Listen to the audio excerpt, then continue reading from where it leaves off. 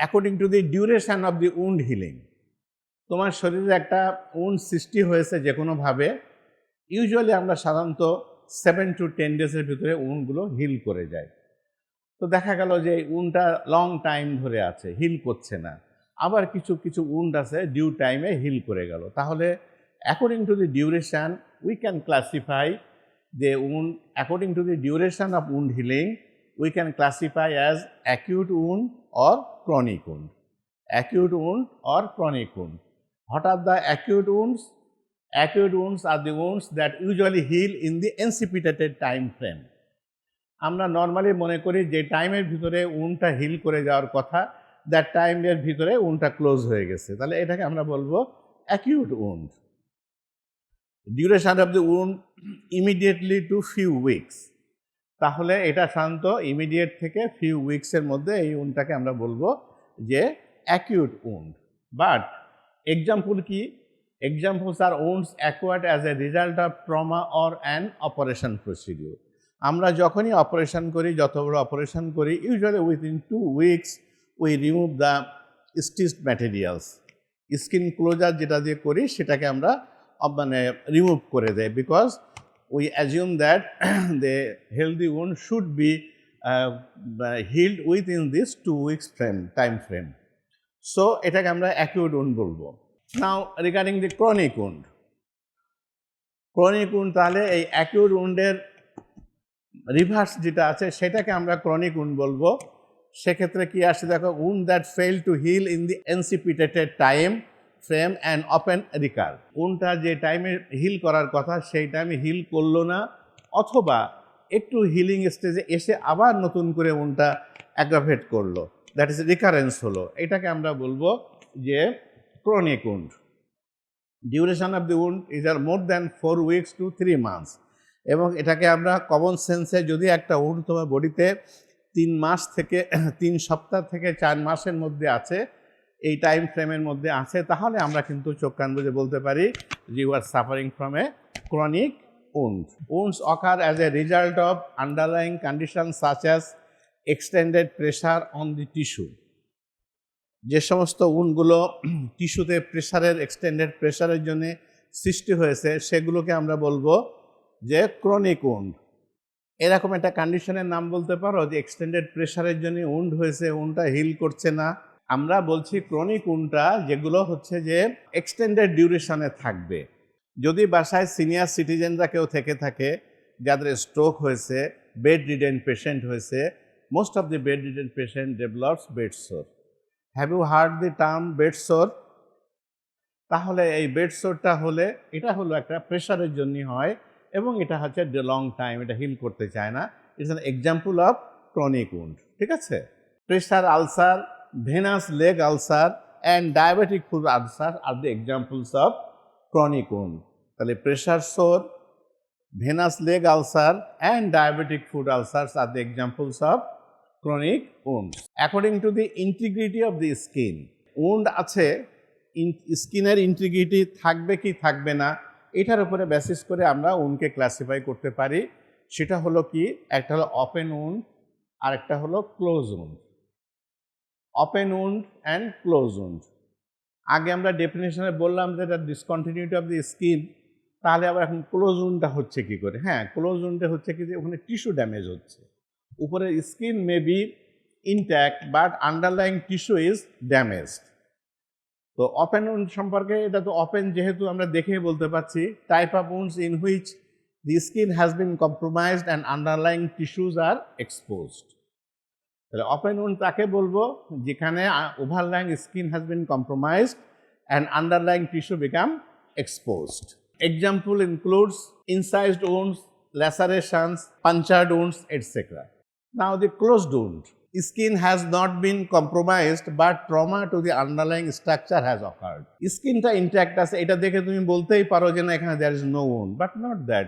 Underlying structure has been compromised. সে তুমি একটা blunt trauma, হাতে বা কোনো একটা জায়গায় ব্লান্ট ট্রমা তুমি এক্সপিরিয়েন্সড হলো, তোমার ব্লান্ট ট্রমা পেয়েছো, স্কিনটা ঠিক আছে বাট আন্ডারলাইং টিস্যু যেগুলো আছে সেগুলো তোমার শাটার্ড হয়ে গেছে। Even underlying bone may be fractured. But overlying skin is intact, ঠিক আছে। সাচ সিচুয়েশনে we will call it closed wound. Examples of closed wounds are contusion, bruise, haematoma. তাহলে একটা জায়গায় তোমার ট্রমা হয়েছে, সেখানে সোয়েলিং হয়ে গেছে। Why there is swelling? Skin তো ইনট্যাক্ট আছে, but why there is swelling? Yes, underlying blood vessel shattered হয়ে গেছে, সেখানে হেমাটোমা হয়েছে। তাহলে এটা একটা ইনজুরি, কিন্তু overlying skin is not compromise. That is why we called it closed wound, ঠিক আছে। According to the depth of the wound, যে উন্ডটা কতটুকু ডেপথ আছে সেটা দেখে আমরা বলি the wound is superficial or wound is deep. তাহলে according to the depth of the wound we can classify it is as a superficial wound and deep wound. According to the morphological characteristics, we classified bruises or contusion. দুটো term, contusion and bruises, but scenario is the same. কোনো জায়গায় তুমি যদি বলো এটা contusion হয়েছে, আবার যদি বলো bruise হয়েছে, it is not so harmful. But scenario is the same, but term is two, bruises and contusion. These are closed wounds caused by blunt trauma that damage the tissue under the skin without breaking the skin, ঠিক আছে।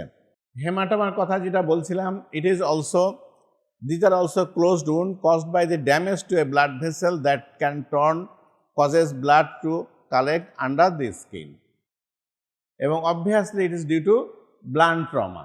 Crush wound আছে, crush উন্ডটাকে আমরা কখন বলি? যখন কোনো ফর্মুলার মধ্যে পড়বে না।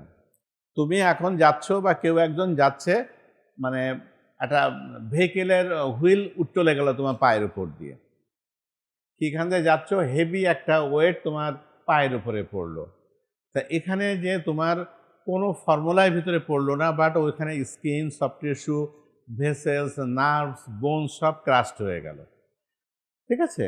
তাহলে এইগুলোকে আমরা বলবো যে ক্রাশ উন্ড, যেগুলো নর্মালি কোনো ফর্মুলার ভিতরে পড়লো না, কিন্তু এভরিথিং ইজ ড্যামেজ, এটাকে আমরা বলবো crushed wound. This occurs when a heavy object falls on a person, splitting the skin and shattering or tearing underlying structures. Abrasion বলতে কি বুঝি আমরা? জাস্ট গা চুলকাচ্ছ, হাতের নখ লম্বা আছে, ছুলে গেল, এটা ইট is also abrasion.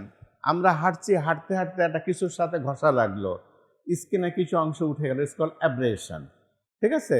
Abrasion is a shearing injury of the skin which the surface is rubbed off. এখানে স্কিনের পরে একটা ইন পড়তে হবে, IN, শুধু আইটা পড়েছে, এনটা অমিট হয়ে গেছে। The abrasion is a shearing injury of the skin in which the surface is rubbed off and most superficial and will heal by epithelialization. Lacerated wound কাকে বলছি আমরা? যে উন্ডগুলো ট্রমার কারণে স্কিন কন্টিনিউটা মানে জিগজ্যাগ প্যাটার্নে এটা শেয়ারিং হয়ে গেছে, তো দেখে বোঝা যাচ্ছে যেটা টেনে হেসে ছেঁড়া হয়েছে। তুমি যদি একটা মানে তোমার রাইটিং প্যাড থেকে যদি একটা পেজ ছিঁড়তে যাও, সুন্দর করে ছেঁড়া যেতে পারে, সুন্দর করে কাটা যেতে পারে, আবার হাতে টান দিয়ে যদি তুমি ছিঁড়তে যাও, it will never turn in the straight line, এটা হয় না কখনো, বিভিন্নভাবে জিগজ্যাগ হয়ে যায়। তো ঠিক এরকম যে ল্যাসারেটেড উন্ডটা এরকম, ট্রমা হয়েছে, ব্লান্ট ট্রমাই হয়েছে, কিন্তু স্কিন কন্টিনিউটিটা মাল্টিপল ডিরেকশানে শেয়ারিং হয়ে গেছে, এটাকে আমরা বলছি ল্যাসারেটেড ইনজুরি। নাও পেনিট্রেটিং ইনজুরি, এটা as the name indicated, we know that when an object penetrates inside our body, it is called penetrating injury. এখানে stab injury is an example of penetrating injury commonly. Perforating wound, এটা কি জিনিস? Penetrating wound আর perforating উন্ডের দুটো difference বলতে পারো?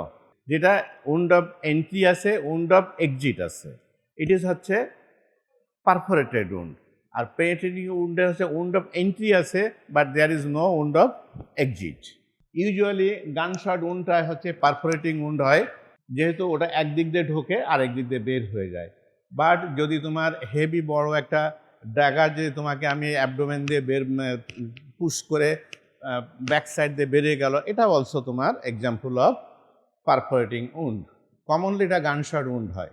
According to the degree of contamination, আমরা উন্ডকে ভাগ করি clean wound, clean contaminated wound and contaminated wound. তো একটা আমরা ভাগ করছি ক্লিন উন্ড, যার ভিতরে আমরা এখন ব্লেড দিয়ে তুমি কোনো কাজ করছো, নাইফ দিয়ে কাজ করছো, কেটে গেছে, এটা ক্লিন আছে, এটা হচ্ছে ক্লিন উন্ড।